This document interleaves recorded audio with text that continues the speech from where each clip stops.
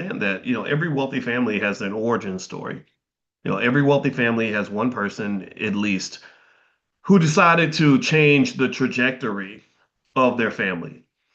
All it takes is one person. One person can shift the culture. One focused father, one really determined mother, a couple of really hungry siblings can really make a big difference. And a lot of you are that mother, you are that father, you are that sibling. And I'm super happy for you, and I'm super impressed, and I'm super proud of you. I'm super proud of you because because you're part of something that's really special in your family, and so when you really want to talk about the Black economic revolution, I want you to just understand that most of the time, and I thought about that this morning while I was actually on my run. I was literally running right through Times Square, and I was just thinking about life. And one of the things I realized is that things that change, they don't typically change dramatically. Like I was looking at my life and I was trying to figure out, like, okay, at what point did my so-called success arrive? Like what was the one thing that changed everything?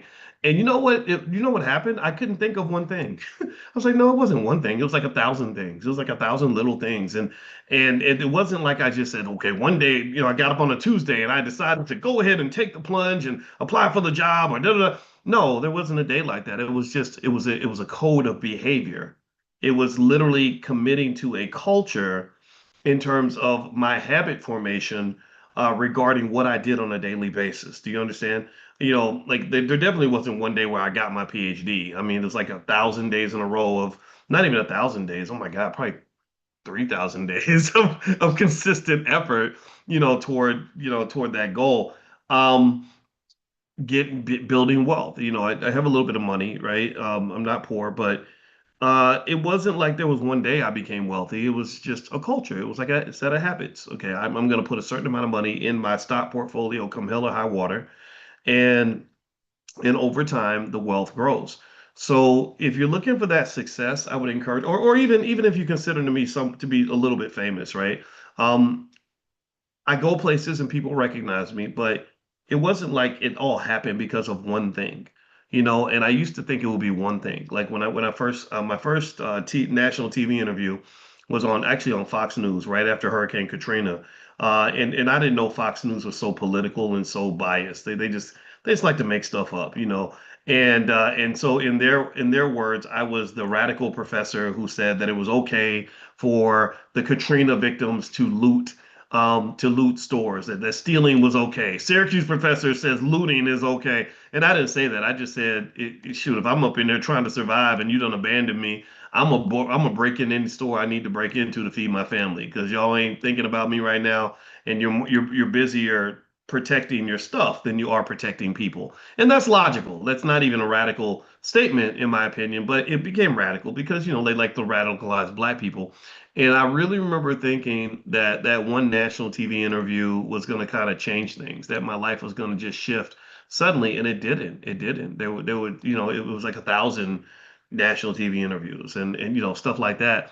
And so I want to encourage you, if you're looking to upgrade your life, I want you to never look for the magic pill. Never look for the magic moment. Never look for the one opportunity or the one breakthrough or the one connect or whatever. It doesn't happen like that. It's literally a manifestation of consistent, continuous effort in the same direction toward doing something. Think of it like, and this is true for wealth, fame, success, whatever it is you're seeking. All of you are ambitious people, and you probably either already accomplished a lot, or you're trying to accomplish more, or you're trying to accomplish things for the first time. It's totally up to you. But the thing is that generally speaking, I would say focus on your culture. Like, what do you do every day? Like, your life really does become a product of what you do consistently, and there's no way around that. There's no way around it. A lot of people think, well, if I just meet this one person or if I get this one connect, I mean, I'm not saying that some of that can't happen. I can just say I've never had that connect. Like I remember I always wanted to meet Louis Farrakhan.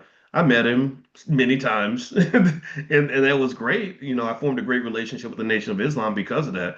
But it was like 1,000 little interactions with different people that led to even building that relationship. So Think about what it is you want to be and how you want to get there, and commit to a culture that is consistent with the direction you want to go, and just know there's no magic bullet. And also fall in love with the process. If you fall in love with the process, then you won't be so distracted by the outcome. The outcome of the process is not, to me, as interesting as the process itself, right? Because the process is what you have every day. The process is what's looking you in the face. Like, you're trying to lose weight, the process is getting up every morning and going to the gym.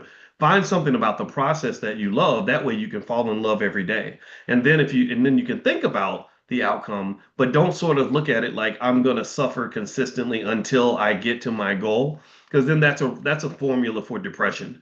Because what'll happen is you'll suffer for 10 years, finally reach your goal, and then you'll be like, okay, I'm at the mountaintop. Is that it? Is that it? And you'll get bored again, right? Don't do that to yourself. Enjoy the process, right? With wealth, enjoy the process of building wealth.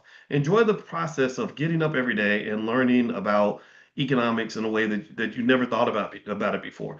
Enjoy the process of knowing that now you just put another $100 in your investment portfolio, another $1,000 in there, whatever your number is, right? Love the process of saying, "Gosh, I got my cousin to finally take a look at the stock market and put a couple dollars in there," or I had our first family investment club meeting. Love the process of, like, I had another discussion with my child about finances, and they're just going to be a beast when they're 25, 30 years old, right?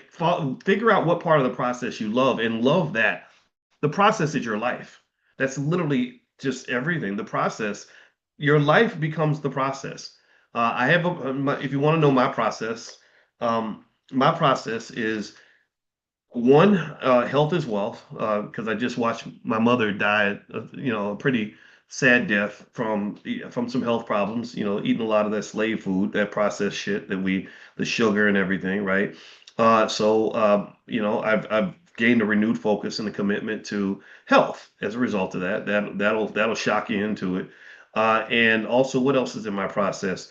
I learn every day. Every day I'm learning something new. I'm processing something new. There's something exciting and interesting happening in the world that I get to dissect and analyze, and get to use this brain that I've invested in, right, over time. The process is love, right? Just, loving family, and loving you, and having every day knowing I'm going to have some new experience involving you. Every day we're doing something that we've never done before. We've never had this particular conversation ever before.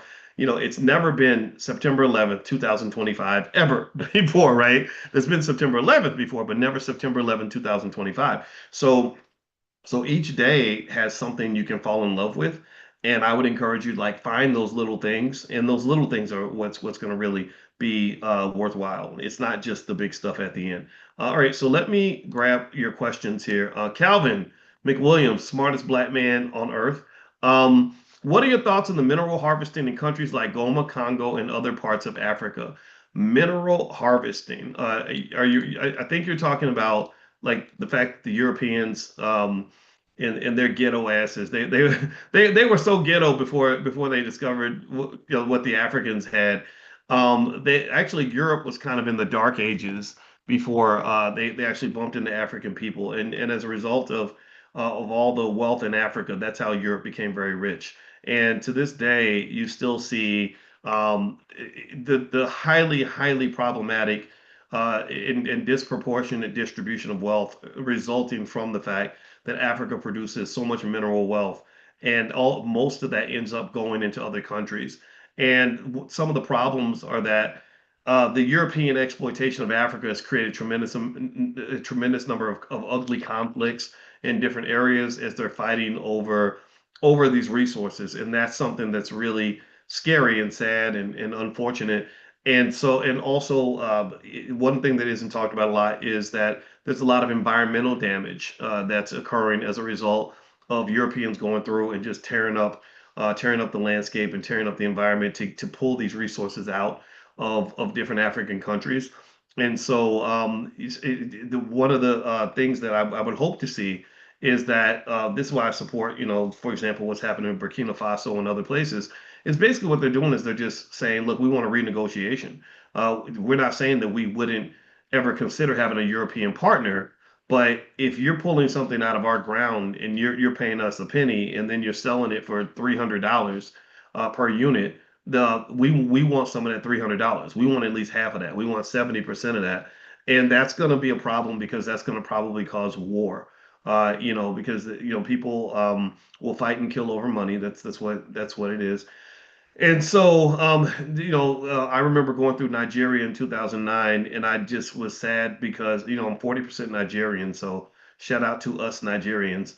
And I was really sad because I said it doesn't make sense that you've got all this oil and all this oil wealth, and you got so much poverty. I don't understand that, and that needs to be fixed, as well as corruption that's resulted from that. And so also you eventually you're going to have conversations about things like child labor, hopefully, because remember, Africa is going to be the wealthiest continent on the planet. It's going to be the wealthiest continent on the planet because it has more young people than any continent on Earth. While the Europeans and the Asians stopped having babies, the Africans kept having babies because they understood that children are God's blessing and that's God's natural wealth. And that natural wealth that comes from God, called your offspring, is something that you shouldn't let Bill Gates talk you out of, even if he tells you that the world's coming to an end because the population's getting too big. This to me really speaks to the fact that you have to take ideas with a grain of salt because I remember very precisely. A lot of you remember this. How many of y'all remember this? But remember they spent a lot of years telling us that the population was growing too fast. Anybody remember? Like it was weird. It's like they were all in on this idea that, oh my God, the population's going too fast. We can't feed everybody. It's going to be terrible because there's going to be so many people. And I'll be damned that they didn't just reverse course just like out of the blue. And then suddenly it's like, oh my God, we don't have enough people. What are we going to do? And to me, that's just, like if you believe in God, which I do, I think that's God's way of reminding you that you're just a dumbass and we don't know nothing. All of us are dumbasses. And we don't know as much as we think we know. And whenever we try to play God, we get corrected. And we were playing God by saying, no, let's get rid of the babies, abort them, and birth control, and having children is bad because you can't work in the factories as much. How can you go to the factory every day if you're trying to take care of those worthless little offspring, right? And African people, they say our melanin is wired in. We got that special Wi-Fi connected to a higher power, and African people just said, to hell with you. We're not listening to that BS. We no, we I'm a woman. I want to have kids. I'm a man. I want to be a father. I want to I want to reproduce. So they really didn't listen. They didn't listen on that. They didn't listen on the stuff with the vaccines. And you saw that the COVID rates were really low in a lot of the countries where they were like, man, screw you and your vaccines. And as a result, in population growth, Africa's going that way, the rest of the world's going that way. Even China, that had the blessing of a rapidly growing population, they became alarmed. And instead of letting nature take its course, they implemented the one child rule. They played God, they artificially manipulated their culture to make it so that people would accept the idea that you can only have one child because they said we're having too many babies. And then what happened in China? Now their problem is, holy crap, we don't have enough babies. What's wrong with you, man? Stop. I'm gonna stop. It makes me angry. I just the stupid stuff makes me mad. Okay, so let's move on. All right. Um, Derek, what is the formula for the poor man's cover call? If you log in into the blackbusinessschool.com and go into your Prime membership, there look for a couple files that have called Poor Man's Cover Call, and it shows you exactly how to set that up. And the Poor Man's Cover Call lets you use deep in the money call options as collateral as opposed to using the stock as collateral, and then you can collect income off that. So that's I can't describe the formula like that, but basically that's the difference. So you can either look it up online or you can go into your login at theblackbusinessschool.com. If you are in Prime and you're doing stock options with us, I'm going to send you guys out something today. I answered a lot of your questions, and I also I put together a step-by-step process on how to go from zero to cash flow. So for those of you that are beginners and you've heard me talk about generating income from stock options, I made kind of a 10-step process that can help you if you're looking to go through something quickly that'll get you started. So feel free to log in. If you're not a Prime member yet, feel free to go to drboyceprime.com. That's drboyceprime.com. Let's see. How do you go along in getting health insurance if your income is only coming from options in real estate? You'd be amazed at how it's really not that hard to get health insurance, even if you don't have a job. Now, if you're really sick, then that might be a little more complicated. But I've always had health insurance. Now that I'm married to a woman that has she still my wife still works for massa, right? I mess with her, but she's got a university job, so she's able to cover our whole family with her health insurance. So you can make fun of me. I probably look like one of those deadbeats that's like leaning on their woman's money. My friend Dolores, she called them hobosexuals, the hobosexuals that like hang out with black women that are doing well and let them pay for stuff. I'm kidding. I'm not. I pay for a lot of stuff, but still though, like one benefit of family and marriage is that her health insurance will cover everybody in the house, so I'm covered by that. But before we got married, I had to get health insurance because everybody should go to the doctor. Like, don't let nobody fool you. For some reason, there's a lot of brothers that don't go to the doctor. I encourage every black man to go to the doctor, and women too, of course. And I would just get online and find a policy, or you've got a lot of people that sell insurance, and they can get you health insurance. It's not impossible to obtain. All right. So anyway, moving on. Okay, Calvin, don't be judging me from Calvin said my drink looks sugary. Yes, and it is quite sugary, and I like it quite a lot. So don't be out here judging people and stuff. My sugary drink, man. I'm doing my best. Leave a brother alone. All right. So Willa, good morning, Dr. Boyce. The question is just for you. Are you still able to participate in family financial Zooms for 5 minutes? I sent an email support this week for the financial Zoom I created for my family. I created from your inspiration and influence. It would be great if you could pop in. Yeah, Willa, email support at theblackbusinessschool.com. And what I think I mentioned was that I forgot. I think there was a number. I think I said something like if you get 25 people together from your family, then if you it was it 15? Was the number 15, Jen? Yeah. So if you get 15 of your family members together on a Zoom, and you email the support team, I will pop in and say hi to everybody. And I will also use my little baby clout to endorse you. I'll give you some street cred. I'll take my cred and pass it on to you, and I'll big up you in front of your cousin who believes you ain't nobody, right? Because we all got those cousins who like I knew the Negro when he wasn't nothing. Well, I'll come in and I'll just kind of endorse you, and I'll say, yeah, wow, it's so amazing that you did this. This is so great. You're so smart, right? And then everyone will be like, oh, well, he thinks that. So then at that, and then it'll translate to you, and then you'll be able to like be like in a position of leadership in your family, right? So yeah. So you bring together 15 people. You email support at theblackbusinessschool.com, and I'll pop in and say hello and just support and answer some questions and stuff. I did that with Jen and her amazing family, and that was really fun. And so yeah, so there's that. And we did that as part of the Economic Elevation Circle. So if you're not part of the Economic Elevation Circle, you can go to economicelevationcircle.com. That's economicelevationcircle.com. All right. Jen said they loved you. Oh, thank you, Jen. I appreciate it. I love them too. Tell them I say hello. All right. So Tasman. What are your thoughts on people like B1 Community starting to pick a city and start buying and moving and building their own community with schools, businesses, etc., run by us?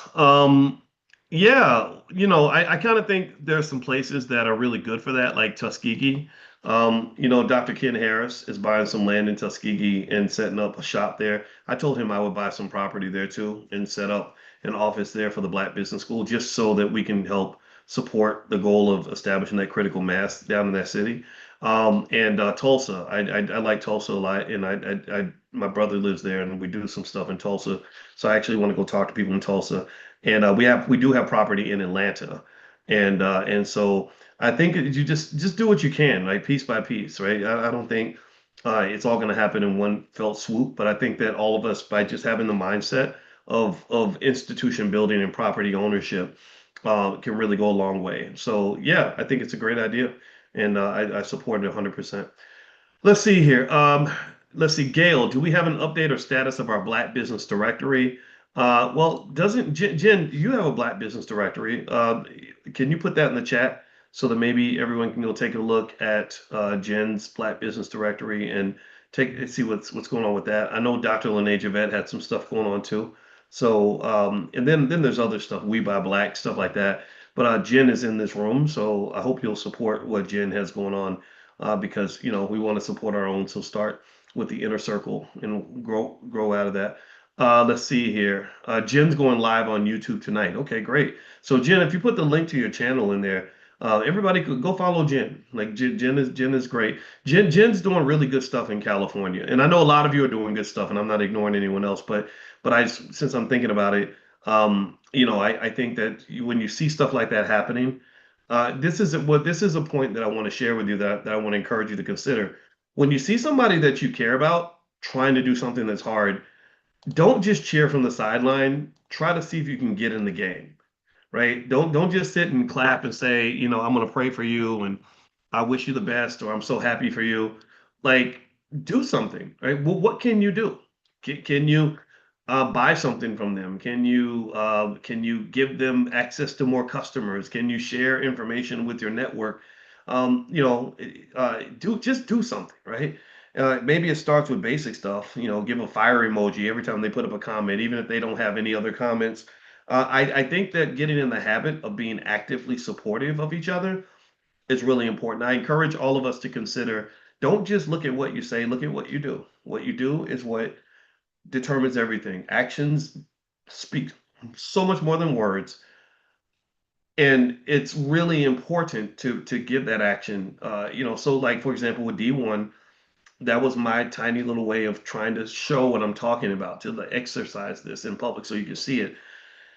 When D told me about his tour and he was trying to figure out how to do this tour and fill up the venues, I was like, okay, I can advise you on what I think will work, but how about I jump in? And so I bought 40 tickets for every city that he's doing the tour. So that's why all of you, if you go to D1's venues, remember he's changing hip hop. He's doing community sessions right before his concert, and he's really single-handedly shifting in all of hip hop culture. Like this is what we've been waiting for. I've been talking about it for 20 years, but I'm not a rapper, so I only have so much credibility amongst people that are much younger than me or people that are in the hip hop space. They say, "Oh, you're a professor. You don't know what you're talking about." I say, "Okay, whatever." But he's a rapper. He's in that space and he's doing his thing.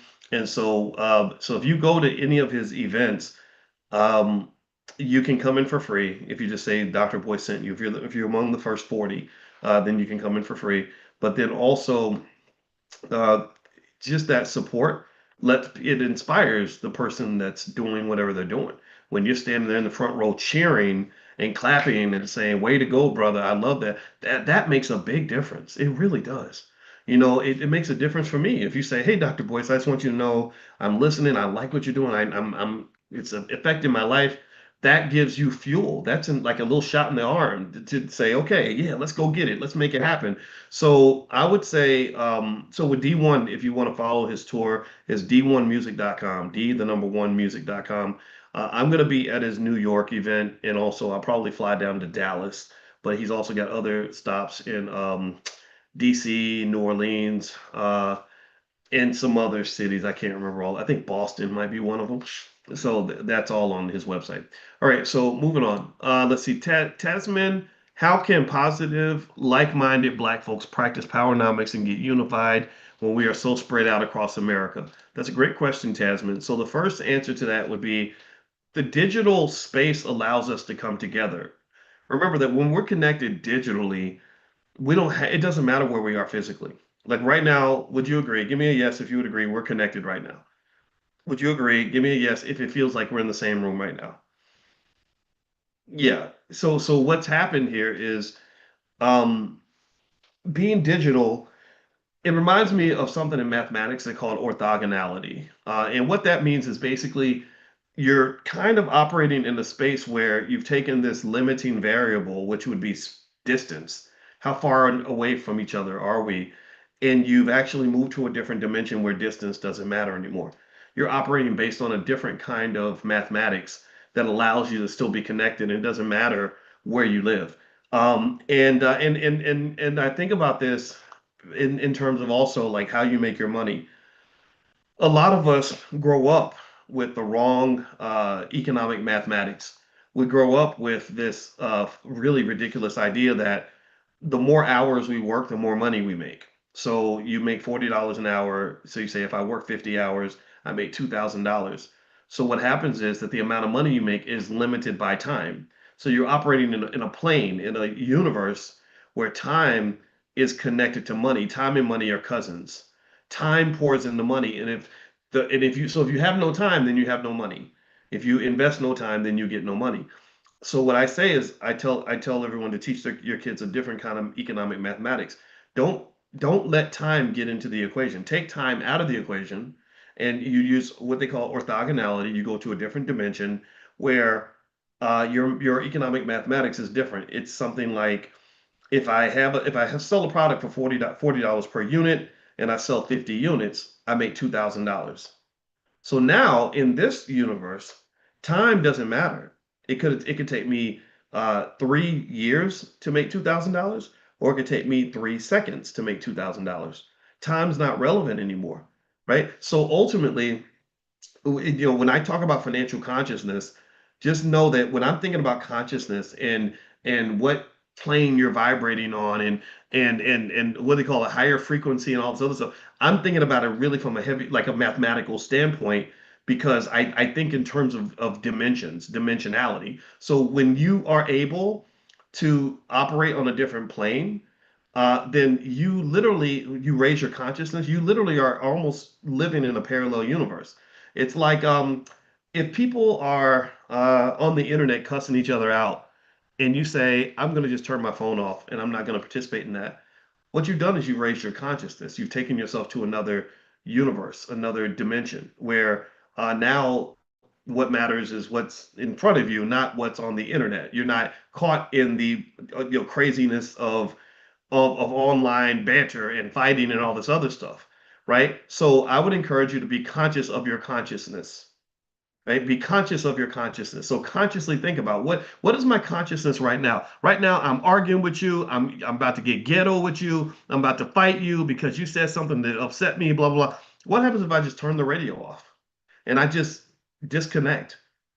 Right? That to me is the win. That's when you've truly elevated. It's like it makes me think about love, right? Like when somebody is let's say you end a relationship and somebody's mad at their ex and they're obsessed with their ex, who they're dating, and they're fighting their ex and they're arguing, and kind of hoping bad things will happen. And I heard that she got fat, or I heard that he's dating a girl that's treating him bad and now he's gonna miss me, right? And so you're trying to win this battle.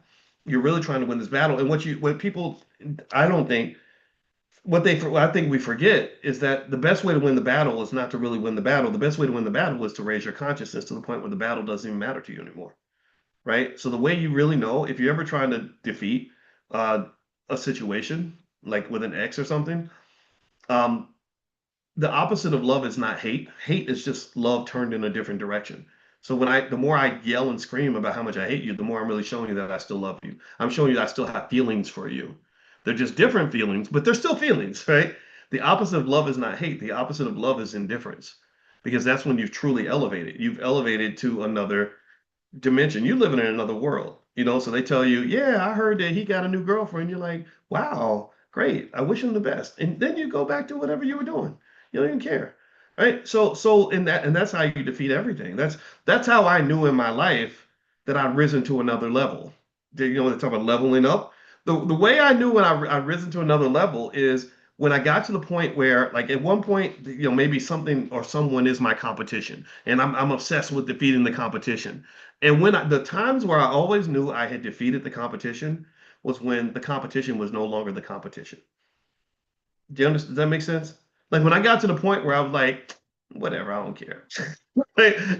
So when I was at Syracuse and I was going in my battle with Syracuse because there was some racism and some weird stuff happening, and I was like fighting with them, and I'd wake up thinking about them, and I'd be talking about them all day, and they just live rent free in my head. And now when you bring up Syracuse, I'm like, yeah, I used to teach there.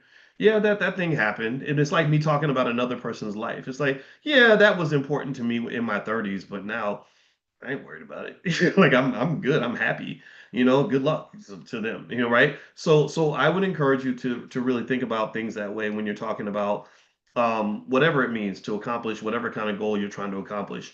You know you've accomplished the goal, I think, when the goal is not really that important anymore because you're thinking about a bigger mountain at that point. Do you believe in the technical analysis is helpful to entering and exiting options? Sean, that's a big debate. In the world of academic finance, technical analysis is not highly respected. Technical analysis is seen almost like financial witchcraft and economic voodoo. It's not seen as something that leads to good, consistent long-term economic outcomes. And really, if you most day traders they use a lot of technical analysis. They have the candlesticks and the resistance levels and everything. And I'm not saying it's all bad. I mean, some of it can be okay because it might be tied to like human behavior, which is a driver of stock market outcomes. But a lot of it is a problem because it deviates a little bit too much from fundamentals that are supposed to drive things, but the fundamentals don't always drive the market. So I'm not going to say that it doesn't matter at all. I'm just going to say that it's really hard to nail it down. And most people that do research on this kind of thing are not really confident in the use of fundamentals as a way to determine when to invest or not invest. They call that market timing, and most of the research says the market timing, when it comes to individual stocks, could be seen as a waste of time. I'm not saying that it is, because there is a debate about it, but I didn't see a lot of support for those ideas, when I was hanging around the people that research this for a living. So that's my assessment on that. And it'll drive you crazy. Trying to time the market will drive you crazy, actually. Yeah, there you go. Okay, so let me jump back in. All right, so let's see. Derek says I'm a Prime member. Also, yeah, the website is drboyceprime.com. So feel free to go there. And you're welcome, Sean. I'm glad I could help. I hope that helps. I know these vague, ambiguous answers may not be what everyone's looking for, but that's me being as honest as I can be about it. My option contract's in the money. How do I roll on my option contract? Well, Dwayne, if you log in at theblackbusinessschool.com, go into your Prime membership. There are examples on how to roll your options. And basically what you're doing is you're selling you're selling what you owned and buying something new, or you're buying back what you sold and you're selling something new, right? You're reversing the original position. So it's like if I'm married to a woman and I want to marry another woman, I got to divorce the first person I'm married to and before I can marry somebody else. So that's what a rollover is. And then at that point you switch your expiration date and your strike price to fit something that you're more comfortable with. Let's see, Victoria, will we be able to participate in the pledge program? Yes. Are we doing the pledge on our own? Yeah. Okay. So the pledge, if you text the 5-year pledge, the 5-year pledge.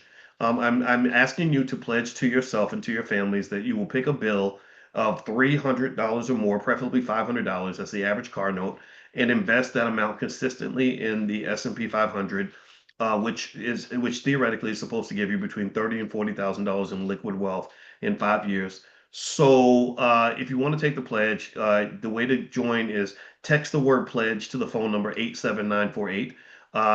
So you text pledge to 87948. I'll then send you free resources and things like that. You'll instantly get access to a training I did on exchange traded funds that'll instantly come to you on your phone. But then also you'll get other things sent to you that'll help you in your path.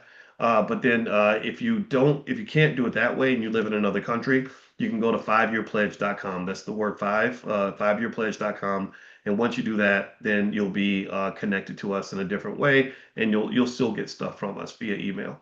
All right, so Dalvis, when selling options and it hits the strike price, are you buying high and selling low because it seems like you're selling at a lower price?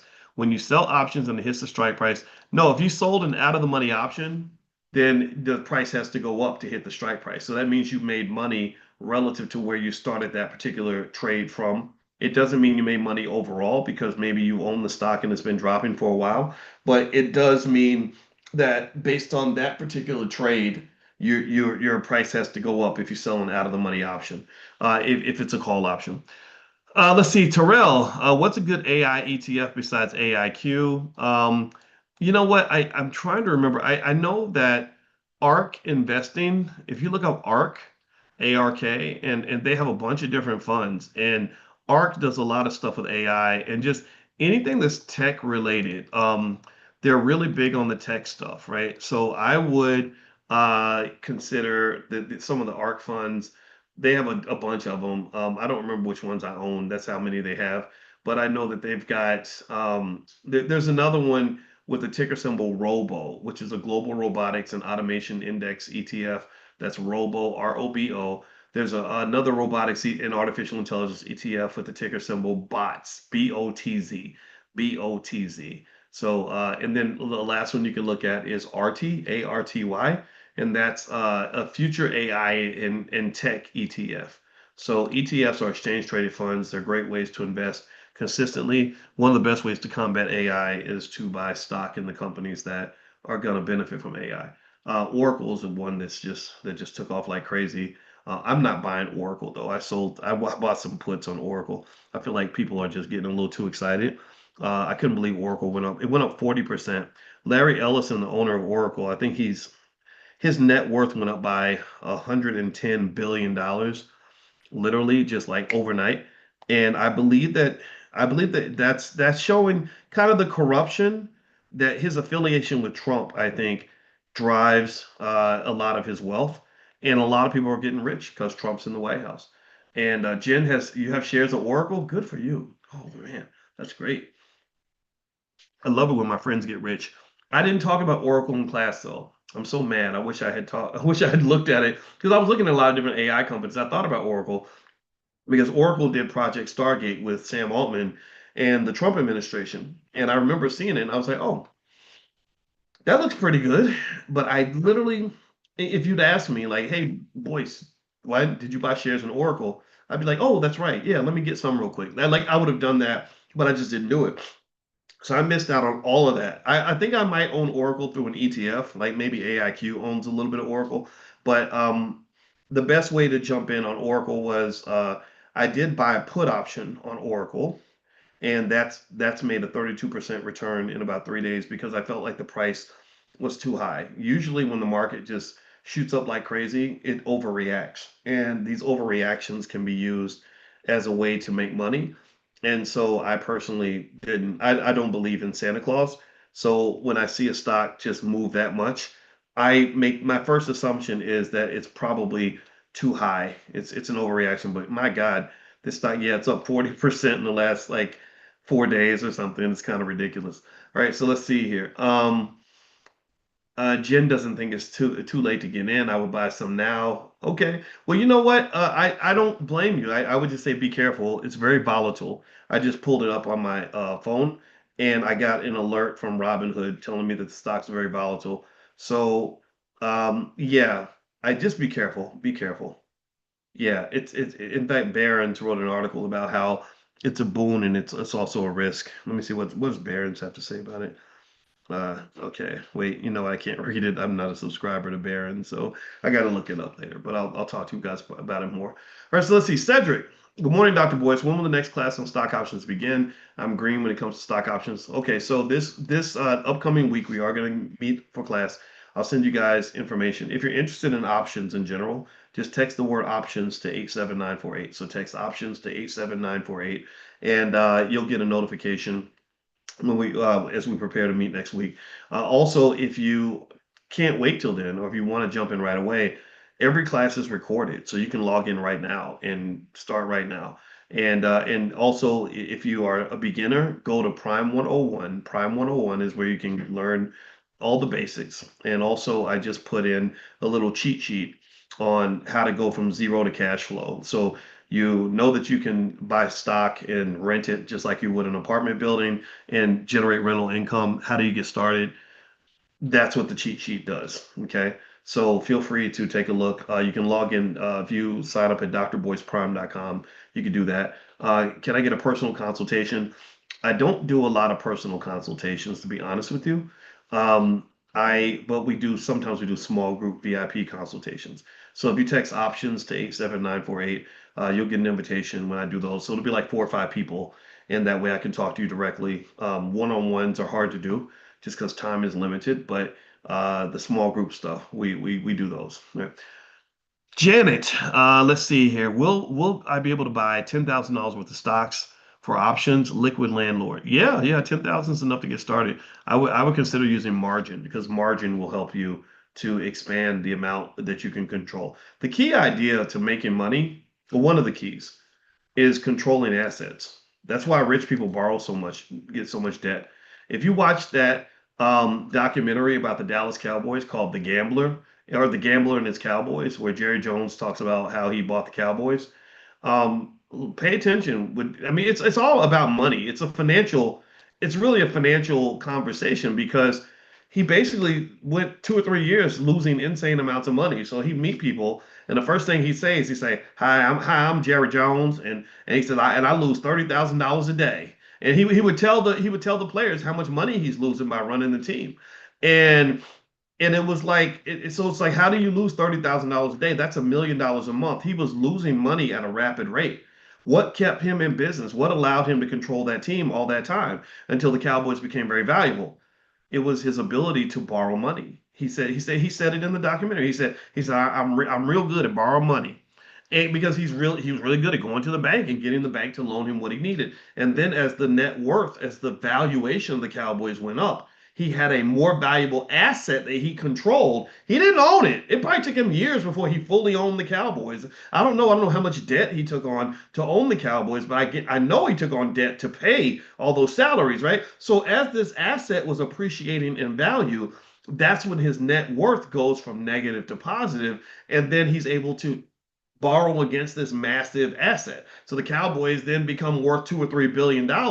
Well, he can go to the bank and he can say, "Look, I'm Jerry Jones and I'm losing $30,000 a day, but I have this. I own the Dallas Cowboys, and the Cowboys are worth $3 billion. I'd like to borrow $100 million so I can pay the next Negro to go and make me money." That's what he would do, right? So he would go and he would borrow another 100 million, and he'd be able to keep the Cowboys going. Jen says she likes my accent. Well, that's my country accent. Sometimes I pull it out every now and then just to show y'all how sometimes we talk down in the South. That's how we talk. But for some reason, people in the North and people in the West, they just think it's real funny. I don't get it because I got friends that really do talk like this. If you really go down, if you go to Alabama and stuff, you're gonna hear it all the time. All right. So anyway, so yeah, and even from the South, I'm not making fun of our people because I'm a Southerner.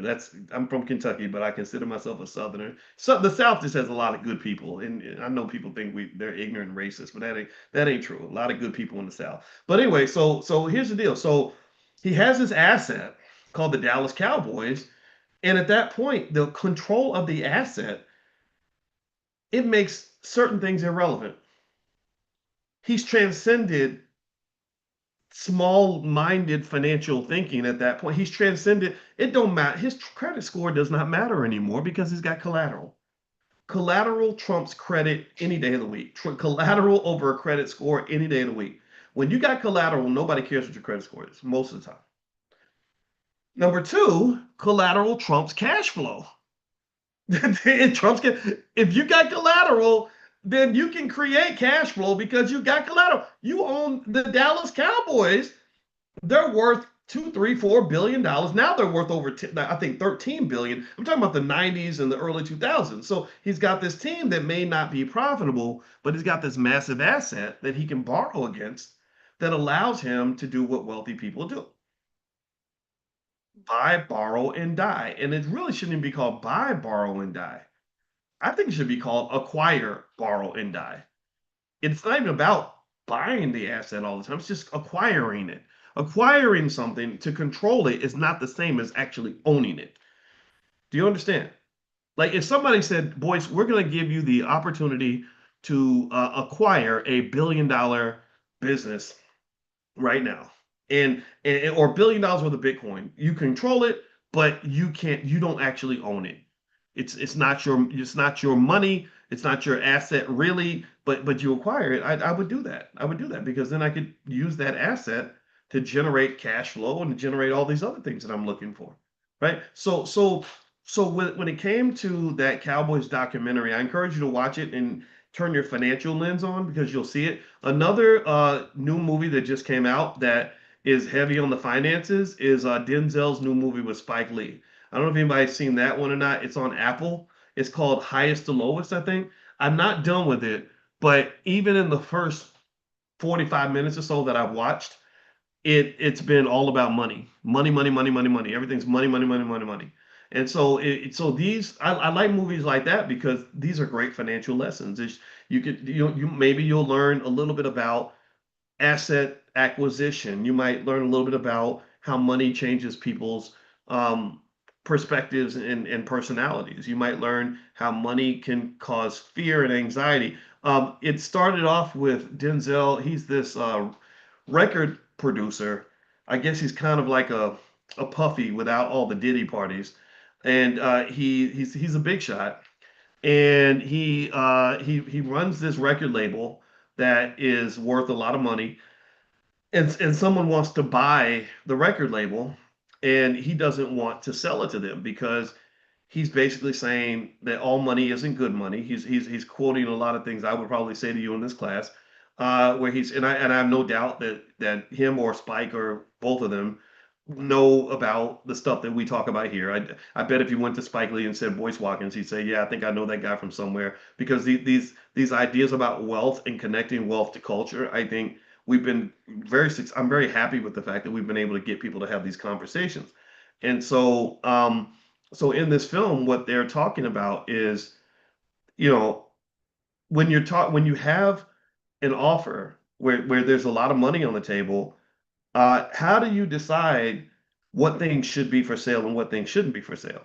And Denzel's debate with his co-owner is like, hey, look, this is culture.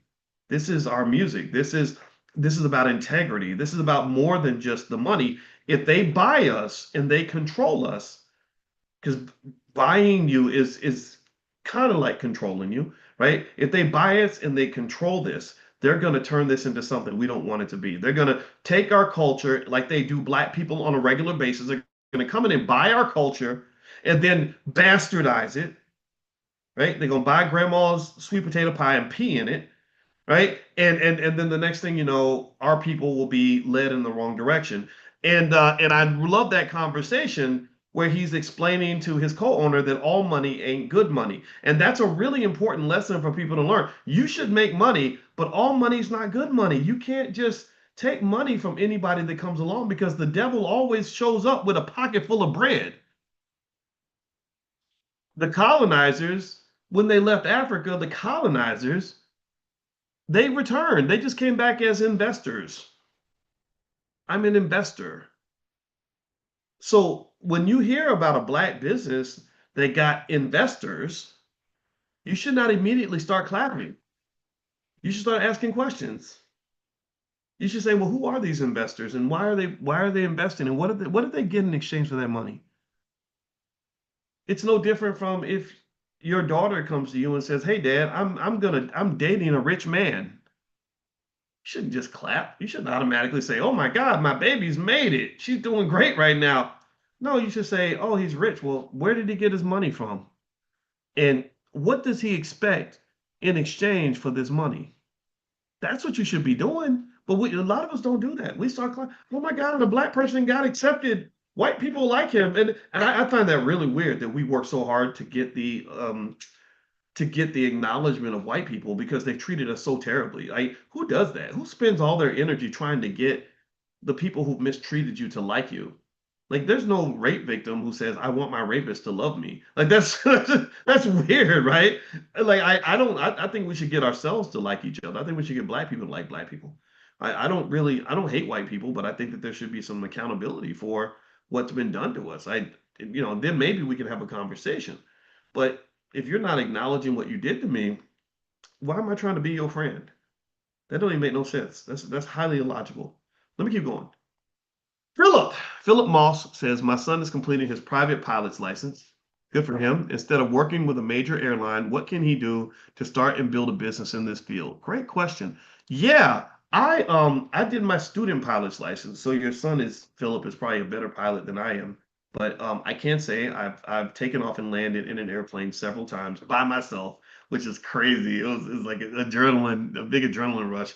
Um, so I think that pilots are really valuable. They're very skilled. Good ones are. My flight instructors were both like these 23-year-old white kids that just were really smart and responsible. I was like, gosh, if you were my son, I'd be so proud of you, because they weren't into the silly stuff. They were focused on being good pilots, and they were, because my wife ain't gonna let me go up in the sky if somebody's gonna kill me. And so I think that a smart pilot would, first off, I would say for anybody that's interested in how to get the most out of whatever it is that you do, I would encourage everybody to study how to be an entrepreneur. I really believe that studying how to start a business, how businesses work, how to even identify a market for your product, how to develop a product, that can be applied to everything. Because the thing about America is that we're not just a country that has money in it, we're a country that's made out of money. Literally, money flows through American society the way oxygen flows in a room. You don't have to, you're not looking for the oxygen. You can't point where the oxygen is located. You just know it's there and you're breathing it all the time. And you're breathing it even when you're not thinking about it. So money's the same way. Some people can point out money. Oh, there's an NBA player. I know he's got money. There's an auto mechanic. I know they make good money. There's a CEO. I know they got good money. No, there's money everywhere. There's money in this cell phone. There's money. Here's $10. There's a water bottle over here. There's a company that probably makes billions of dollars selling those. There's a desk lamp here. There's some billion-dollar company behind that. This camera that I'm talking to you on, somebody's making billions of dollars selling those freaking things. I got a mouse. There's billions. There's money there. This table. There's a company out there, I'm sure, that makes lots of tables that's made billions of dollars. My suitcase, my socks, my this shirt I'm wearing with the Black Business School logo. We had to pay for that. They probably make money doing that. I got T-shirts on from Hanes. Hanes, multi-billion-dollar company. Do you get the point? You get the point. These glasses. Money is everywhere. Money is on your body. Money is in your food. Money is on your phone. When your kids are watching cartoons on TV, there are people that make billions of dollars making cartoons for kids like yours. And so, one of the first steps toward making the money is to see the money. What I mean? How can it be if you cannot see? How can you even connect to the money when you don't even see it? You literally will walk past $10 trillion looking for that $1 million Negro. Like really, you got a lot of our kids, they'll think that the only way to make money is through entertainment, and they don't understand all the other money that surrounds all that. That's why we give away things like the Negro Leagues, because everyone was so proud that Jackie Robinson got a job that they didn't understand the business of sports and how so many people make insane amounts of money in the ecosystem that's created in sports, and they may not even know anything about sports. So many products that get sold around just the existence of that event with the All Black National Convention every year. I see people making money everywhere because there's an ecosystem. There's consultants there, there's vendors there, there's people selling the food, and they all keep coming back. And I'm like, I know they ain't all coming back because of me. They're coming back because there's money in the room, right? So if you're trained on entrepreneurship, which is one of the reasons why in the Black Business School we believe that every Black child should be taught to start a business before the age of 12. I want you to learn that because then what'll happen is you'll just instinctively be able to understand how product development occurs, so you'll know how to position yourself to grab some of that money that's already in the air. So to answer that question quickly, specifically about your son that got his pilot's license, there's a whole massive economy around aviation. And pilots are incredibly valuable people. Without me, I'm not out here Instagram flexing, but one of the plans I do have is I'm going to buy a plane. I found one of the best things about learning how to be a pilot was I learned that there are ways to own planes without it being prohibitively expensive, and I'm going to hire a pilot or two to fly that plane for me. And I will be happy to pay them whatever they're worth in order to help me get safely to where I need to go to. And there's a lot of people in that industry that have needs. And if you can identify those needs that can be fulfilled by a pilot, then I think businesses can be created around that. So I would start by maybe joining an organization of people that are in your field. that are already making money and doing different things, and not just getting jobs, and then just take it all in, and then over time processing and saying, okay, how do I develop an economy for myself that is in this space that I love, and don't just think about the jobs, because what the airlines do is they underpay pilots. They don't pay them what they're worth. The amount of training those people have to go through to be airplane pilots, it ain't worth it. There's easier ways to make that amount of money. I've seen entrepreneurs who don't even have a GED make more money than a medical doctor by figuring out what people need and selling that one thing that people need. One product, that's it. So teach your kids product development, get them in the space where they can learn it from others. That's what's going to really allow them to open up this massive economy that we live in. You can't say America ain't got money. Just because one person doesn't have money, or because you don't have money, or I don't have money, that doesn't mean there's not money in America. America, if you can't make money in America, you probably can't make money anywhere. And I'm not making fun of you. I'm not trying to make anybody feel bad. What I'm saying is that you become good at the things that you practice. So we practice getting jobs and going to work every day, and we're good at that. But I would also just change that, with your kids. I don't even think our kids should even be trained to get jobs. I think they should be trained to run businesses and trained to own assets and trained to make money. There was a guy that I met. I spoke at the National Chamber of Commerce, uh, Black Chamber of Commerce's event, and the driver of the car was this really cool old dude, about 65 years old, 70 maybe. And I asked him about his career because what happened was he owned the car service that I was driving. I said, "Oh, this is your business." He said, "Yeah." I said, "Is that your main business? Is this what you do?" Like, because I was curious, like, do you work for the company or do you own it? He said, "Yeah, I own it." And he said he also owned a car wash and some other stuff. And I said, "Really? Tell me about your career." And we were just talking, and he said, "I've never really had a career." He said, "I know how to make money." He said, "My goal is to make money." He said, "When I grew up, black men had good jobs in the factories and the steel mill." And he said, then those jobs disappeared. And when those men did not have jobs, they lost their sense of purpose. He said that's when the wino started. He said they didn't have nothing to do, so they would sit around and drink all day. And he said I saw that happen to my father while he drank himself to death, waiting for the white man to decide that he wanted to bring him back to work. And he said at that point, I said to myself, I'm never ever gonna let that happen to me. So he said, I know how to make money. That's what I do. I get out here and I make money. That's what he does. He didn't define himself by a career or a job. He defined himself as a businessman, as a man who gets things done, a man who is accountable, reliable, capable, that's willing to work hard. And if you are a healthy person who works hard, there ain't no reason why you shouldn't have no money. So train your kids differently on this. Don't just do the whole job thing, because that creates dependence. Dependence is bad. The same people that have the ability to feed you are the same ones who have the ability to starve you. I don't want us getting starved out by nobody. We don't deserve that. All right. So let's finish up for today. We've been going for about an hour, so let me go. I'm gonna go ahead and shut us down for now. We'll be back tomorrow. So if you're not on the text list for this class, you can text the word morning to the number 87948, and I'll send you a wake up call tomorrow. Text morning to 87948. I think Constance Carter is coming in tomorrow, so it's gonna be a lot of fun. Also, if you have an interest in getting some tools to train your kids, we do have a great Black Wealth Mastery store. And it's drboycebooks.com. We've got financial flashcards for kids, financial workbooks for kids, activity books for kids. And in fact, we just finished an activity book on crypto and another one on AI.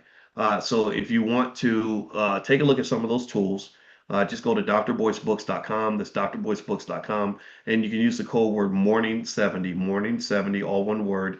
And you can get a massive discount, 70% off even the discount price. So if the price is already discounted, it'll take another 70% off during the checkout. So that's drboycebooks.com. Also, if you want to get passes for next year's All Black National Convention, which is going to be in Brooklyn, you can go to allblacknationalconvention.com. Those passes are available at the early bird rate for another week. So that's allblacknationalconvention.com if you're interested in that. All right. So anyway, have a good day, everybody. God bless you. Thank you guys for listening. I look forward to seeing you soon and take care. Talk to you later. Bye bye.